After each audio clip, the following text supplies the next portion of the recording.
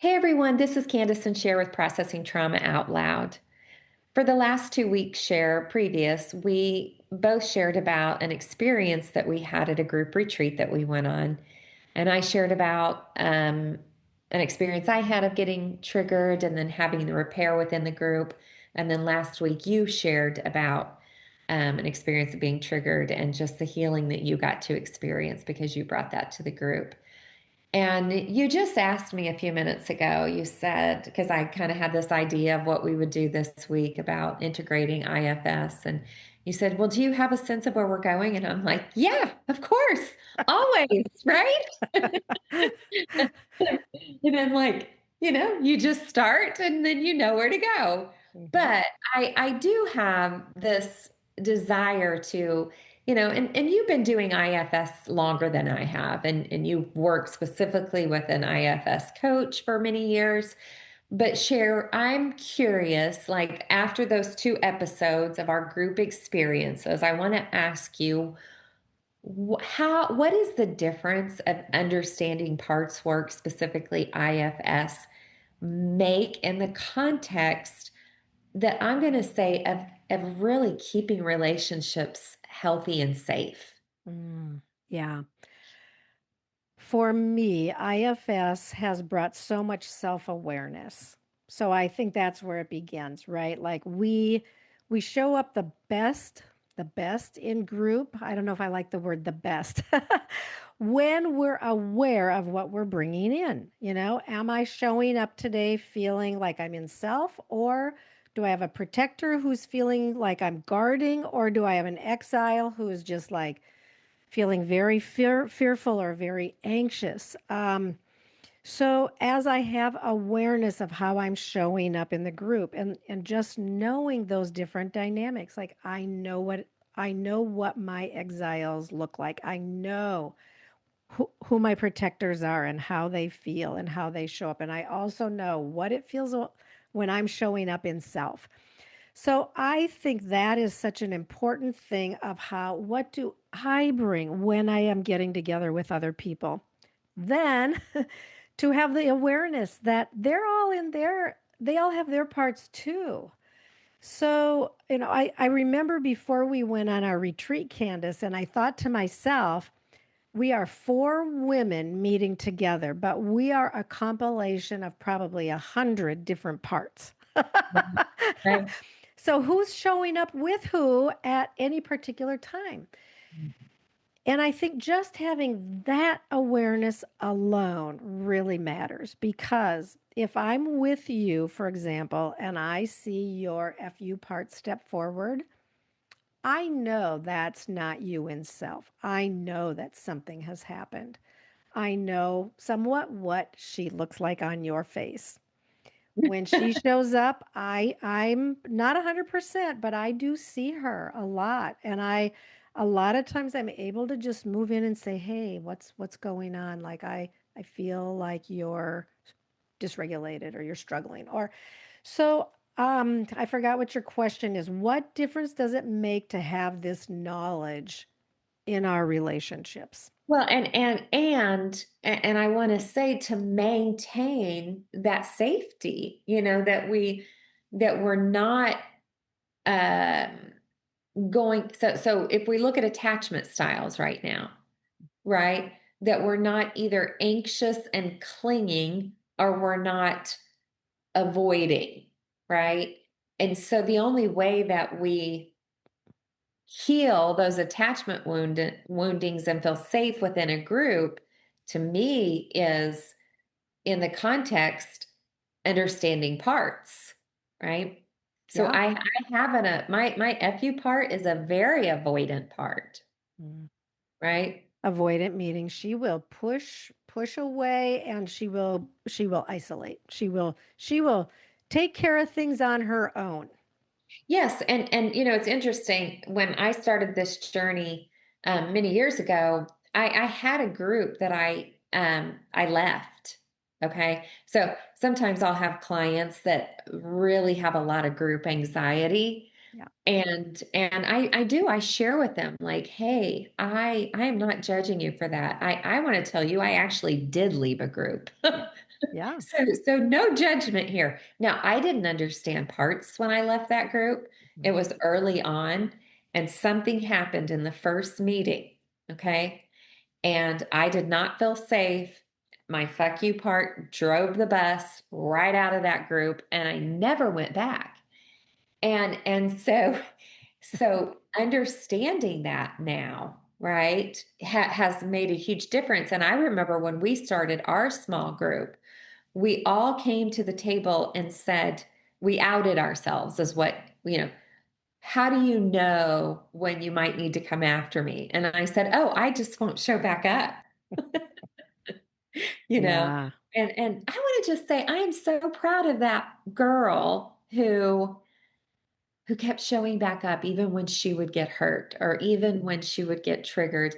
I mean, I was in the context of other women doing the work, that understood these stories. Yeah. And here we are almost we're well into our fifth year. Hmm. Little by little, we got to know each other and we got to know each other's stories. And I mean, I will just say the Pearls are the best group on the face of the We love our pearls.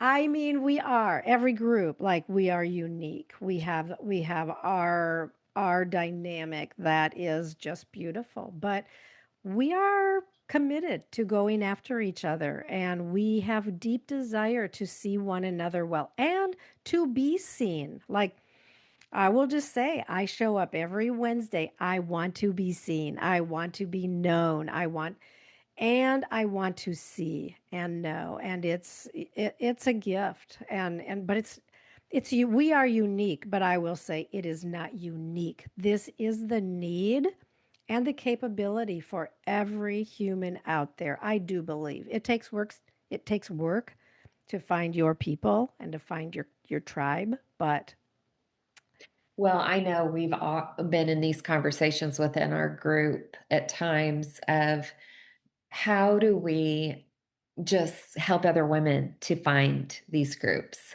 yeah. to develop these groups. And, ours happened organically. But we do know that these story work groups that people facilitate, sometimes there will be organic friendships that developed, which are amazing. Mhm. Um, the minute you start saying you need to form a group, you've already, it just, nobody wants to be told that they have to stay in a group with people, right? Yeah. And so, but I do think that when you are encouraging people to come into these groups with an open heart and an open mind about the continued connection. Um, sometimes people come into groups and they already have close connections. They Mhm. really do, and that's okay. Mhm. But there are many people that are really hungering, and I'm not going to just say to be in a group. I'm going to say to be in a group that knows how to do rupture and repair, Mhm. that knows story, Mhm. that um, I'm going to say will truly rejoice when you're rejoicing and weep when you're weeping. Mm. That's what we have in the pearls. Yeah.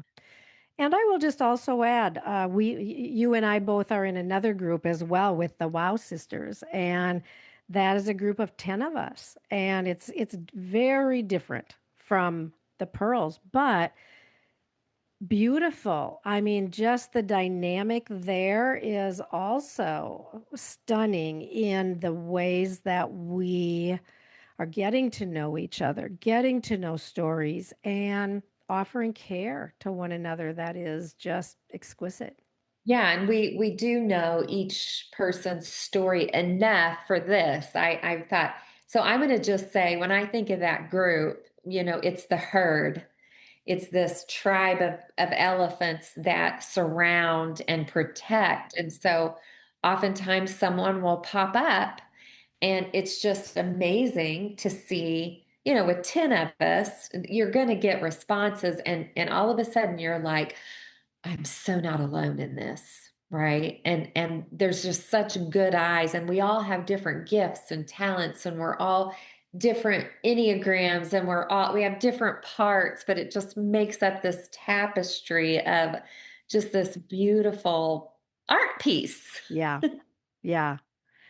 It's true. And I wanted to bring up that group also just to say, like, you and I have two groups. Like, so all the more to say it's just available. And we, if we could help every person who desires to have a group form a group, we would do it because we know the value. And to me, it just feels like there are some things that we need to stay alive, Candace. We need food, we need water, we need care, and we need connection. We need Yeah, deep connection in these for emotional health, like even maybe even physical health. I don't know. Like absolutely. we need connection with other people in these deep places of pain and struggle and life.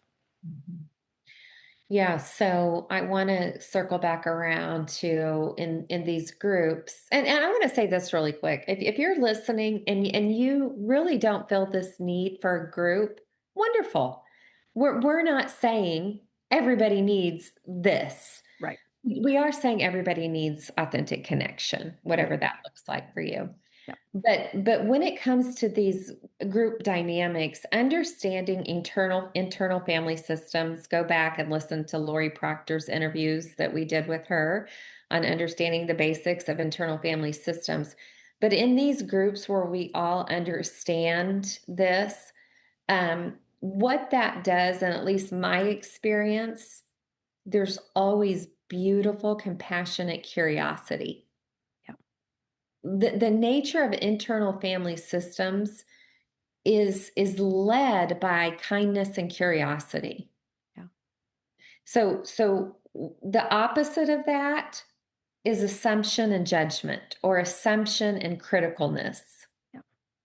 right? So whether it's your family system, your marriage, your other friendship groups, just notice, is there an atmosphere of true kindness and curiosity here? Yeah. Maybe even when someone's losing their shit over something? Yeah. Or is there a felt sense of, I'm too much? I'm not enough. Now you may feel that, but is the group, is the relationship going to contain you and Yeah. say, "Oh no, baby girl, come close. Yep. I want to hear more." Yep. Like I'm curious about what you just said or what you just did because I know you Mm. and I see you and I know you must be struggling right now. I want to hear more. Mhm. It's life Yeah. changing. Oh, absolutely. Yeah. I want to hear more. That's just the most one of the most beautiful phrases that I can hear. I'd like to hear more. Mhm. Yeah, do you have any final thoughts on why you feel like, yeah, I feel like we are kind of having a clarion call of, understand internal family systems. And let's just say this, there's a lot of free trainings, paid trainings. You don't have to do the formal internal family system. In fact, you have to be a licensed therapist to do that. Yeah. But how important, Cher, do you think it is to just understand parts work? Well, I will say I've done a lot of work over the last 35 years, and each thing important in its own way. But I will say internal family systems has been life changing for me to understand why I feel the way I feel at times, why I show up the way I show up, why I get dysregulated, what those dysregulations look like, and why. It's given me so much self understanding that not only helps me process within and help, regulate myself and help me come back rather than just being avoidant or rather than just getting super anxious, but it not only does it help me regulate myself, but it helps me have more confidence and ability to turn towards someone else when they are dysregulated and say, "Hey, I see something is churning. What is it that's going on?" And being able to move closer toward what has been activated in them as well. Yeah. Yeah, it's such a beautiful thing to witness. The other thing that's beautiful, I want to say this as we close, we're not always going to get it right. No. Right? There's times that I will think I see something or say something, and someone may go, "No, that's not really what it is." Yeah. And and it's okay, right? Like it's not even so much about always getting it right. It's having genuine curiosity to understand and know more. Right. Yeah.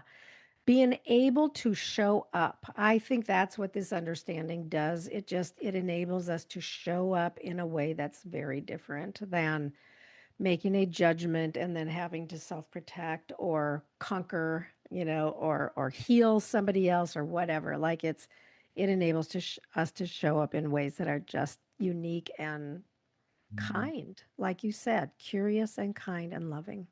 Yeah.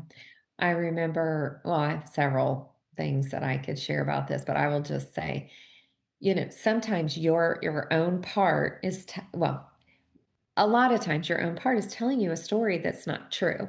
Mm. Okay. Yeah. Now there's a reason why they think it's true. Yeah. Right? And it's always that when you understand the reason, you're like, of course you think that. Yeah. But when you're working with someone who's trained in story and parts and all of that, and they just move towards you with such kindness and have one little suggestion about maybe seeing something differently. Yeah. I mean, it's like Hmm. that part can just feel, wait, could that be true? Have I been believing this for 20 years and it's not true? Yeah. Talk about, so this to me, and IFS uses this language, unburdening. Yeah. Lies burden us. Yeah. Absolutely. I could launch into another whole episode here, Candace, about, and I'll just say this about my part that has felt all of my life that she is bad Mm, to the core, bad. And just very recently, she has been renamed, and it has been just precious to me mm, to feel differently about her, about this part of me, and about myself, and about how I show up, and about how much that part that has felt bad has had such a huge impact in my life. But being renamed as love, it's just changing so much of how I show up differently. yeah, I'm glad that she was renamed and that you believe it, Yeah, and that she believes it. that she believes it. Yes, most important. Yeah. Yeah. Well, another good conversation Mhm. on processing trauma out loud. Share, we are in our third year. Fourth year. Fourth. Are we in our fourth? Oh We're in my our gosh, fourth year. fourth year. And I am just so grateful that we said yes to this journey Yeah, together. me too. It's been an honor. Yeah. Such a privilege and so helpful for me in my life. Yes, mine too, friend. Good to be with you. Love you. Love you too, Candace.